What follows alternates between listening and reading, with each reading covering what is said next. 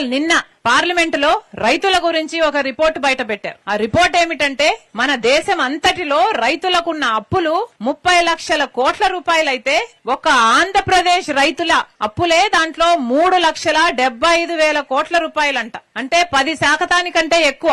అంటే మన రాష్ట్రంలో రైతులు 2వ స్థానంలో ఉన్నారు అప్పుల్లో. అంటే అందరికంటే ఎక్కువ స్థానంలో ఆంధ్ర రాష్ట్రం ఉంది. ఎంత ఘోరం అంటే ఇది. కనీసం ప్రతి రైతుకు మన రాష్ట్రంలో 2 లక్షల నుంచి 7.5 లక్షల రూపాయల వరకు అప్పు ఉందన్నమాట. అంటే ఈ రోజు మన ఆంధ్ర రాష్ట్ర రైతాంగం మొత్తం అప్పుల పాలైపోయింది. ఎవరు పట్టించుకుంటున్నారు? చంద్రబాబు గారేమో ఇది రైతు సంక్షేమ ప్రభుత్వం అని చెప్తారు. ఏది రైతు సంక్షేమ ప్రభుత్వం?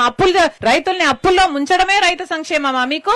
చంద్రబాబు గారు చెప్తారు మేము వ్యవసాయాన్ని లాభసాటిగా చేస్తారట. రైతులను అప్పుల్లో ముంచడమే మీరు వ్యవసాయాన్ని లాభసాటిగా చేయడమా? చంద్రబాబు గారు సమాధానం చెప్పాలి. అసలు చంద్రబాబు గారు అన్నదాత సుఖీభవ అని 20,000 రూపాయలు ప్రతి రైతుకు ఇస్తానన్నాడు. కానీ చంద్రబాబు గారు ఇస్తున్నారేమో 20,000లో 14,000 ఈయనిస్తాడు, 6,000 పీఎం కిసాన్ కలిపి ఇస్తున్నాడు. కానీ మేనిఫెస్టోలో ఇది చెప్పలేదు. సూపర్ 6 లో చెప్పినప్పుడు మాత్రం 20,000 నేనే ఇస్తానన్నాడు చంద్రబాబు గారు. కానీ ఇవ్వటం లేదు. 93 లక్షల మంది రైతులు మన రాష్ట్రంలో ఉంటే చంద్రబాబు గారు ఇస్తున్నది కేవలం 47 లక్షల మందికి మాత్రమే. అది కూడా ఆ 14 లక్షలు కూడా ఇస్తున్నది కేవలం 47 లక్షలు. అంటే సగం మందికి మాత్రమే ఇస్తున్నారు. ఇక కౌలు రైతులకైతే మన రాష్ట్రంలో అసలు దిక్కే లేదు. ఎంత గోడు ఎంత ఏడ్చుకున్నా కూడా అసలు ఒక్కరు కూడా కౌలు రైతును పట్టించుకునే పరిస్థితే లేదు. రైతు కూడా పండించిన పంట ఎంత మంది రైతులు గిట్టుబాటు ధర రావటం లేదు అని ఏడుస్తున్నారు. కనీసం మద్దతు ధర ఉండి కూడా దాన్ని అమలు చేయరు. ఇక రైతు ఎలా బాగుపడాలి? రైతు ఎలా బతకాలి? ముష్టి 500 కోట్లు పెట్టాడు చంద్రబాబు గారు